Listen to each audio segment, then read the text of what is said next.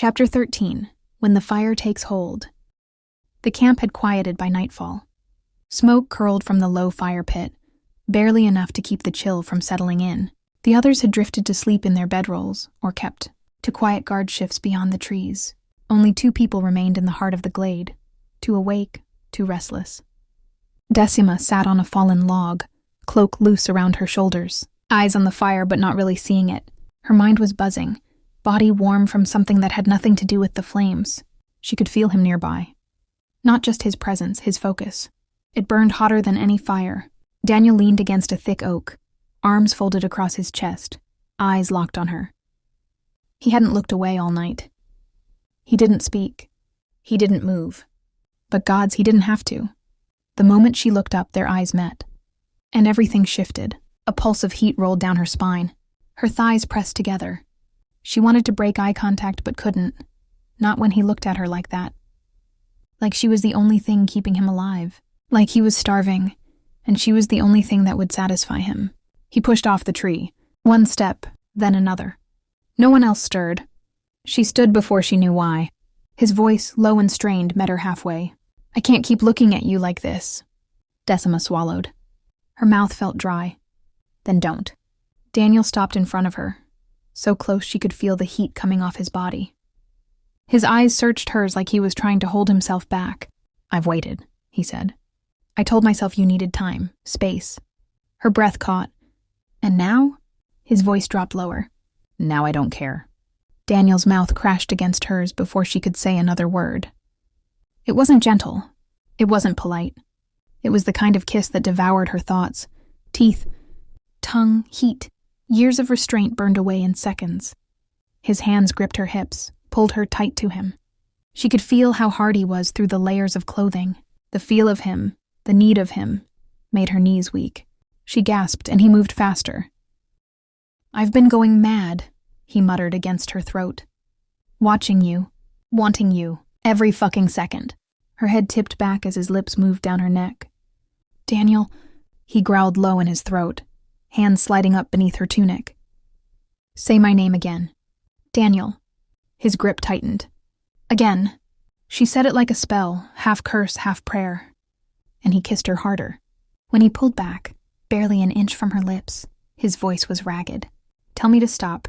Right now, or I swear, Decima, I'm going to take you and I'm not going to be gentle." She stared up at him, flushed, breathless. "I'd kill you if you stopped." Daniel's mouth was on hers again, harder now. His hands roamed over her body with purpose, tugging at layers, unfastening her clothes like he'd done it 100 times in his mind. Decima gasped as the cold air hit her skin. But it was nothing compared to the heat of him. Her cloak fell to the moss. Then her top. His fingers were already sliding under her waistband.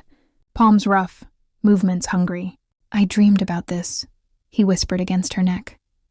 "How you taste. How you sound." "Then stop dreaming," she rasped, yanking his shirt over his head. And fuck me. That was all it took. He lifted her, carried her backwards until her shoulders hit the soft bed of ferns, then dropped down on top of her like a man finally home. Their mouths crashed again, his hips grinding between hers. She could feel the hard press of him through his trousers. He was huge and ready. Her thighs parted instinctively. She wanted all of him. She needed him inside her now. Daniel's fingers slid between her legs, testing, teasing, his breath hitched. "You're soaking," he murmured, voice thick with pride and awe. "For you." That broke him. He undid his trousers with one hand, eyes never leaving hers. Then he was pressing against her entrance. Slow, thick, stretching her open with a growl. Decima cried out, not in pain but in sheer need. "Daniel," he surged forward, buried inside her in one deep thrust. "Fuck," he growled. "You feel too good." I can't go slow." "Then don't." He started to move, hips slamming into hers, deep and rough and perfect. Every thrust sent sparks through her spine. Her nails dragged down his back.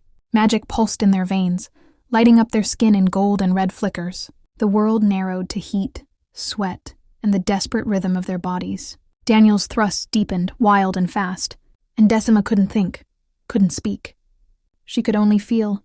His hands gripped her hips hard enough to leave marks. Her legs locked around his waist, pulling him in deeper with every slam of his body against hers. The moss beneath her was damp and torn. The air thick with magic and sweat and the sound of skin meeting skin. Then it started.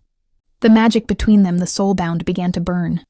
Veins in both their bodies lit up, glowing with red and gold fire, pulsing in rhythm with their racing hearts. Decima cried out as the shard in her chest flared, sending waves of power up her spine. Daniel groaned, forehead pressed to hers. "I feel it," he gasped. "I feel you." "Don't stop," she whispered. "Gods, don't stop." His thrusts turned frantic, hips slamming into her with a force that left her shaking. The energy between them crackled, raw and hungry. "I'm going to come inside you," Daniel growled, teeth grazing her jaw. I need to be inside you, all of me." Decima's body arched beneath him, her orgasm slamming through her like wildfire. Magic burst across her skin, raw, brilliant. Her scream echoed through the trees. Daniel cursed, thrust one final time and let go. He buried himself deep, holding her tight as he spilled inside her, every drop, every wave until he was trembling and panting above her. The glow between them flared bright, then faded into a warm thrum. They stayed like that, locked together, skin to skin, sweat damp and breathless. No words, just the bond pulsing softly between them. Daniel didn't move. His body was still pressed against hers, his breathing slowing as the bond between them settled. Warm, humming, like fire beneath skin. The glow from their veins had dimmed, but the connection hadn't faded. If anything, it had deepened. Decima ran her fingers down his back, her legs still wrapped around his waist. She didn't want him to pull away, not yet. Maybe not ever. He pressed a kiss to her collarbone, then her shoulder, then lower, his lips lingering like a vow. "You're mine now," he whispered. "Not because of the bond, because I'd choose you 1,000 times, even without it." Decima's heart fluttered, her body still throbbing with the aftershocks of him, inside her, all of him. "You think the Soulbound made us this way?" Daniel raised his head, eyes dark with heat and something softer. "No, I think it just gave us permission." Her hand drifted to his face. "What happens if we keep doing this?" His smirk was slow and sinful. "We'll burn the world down."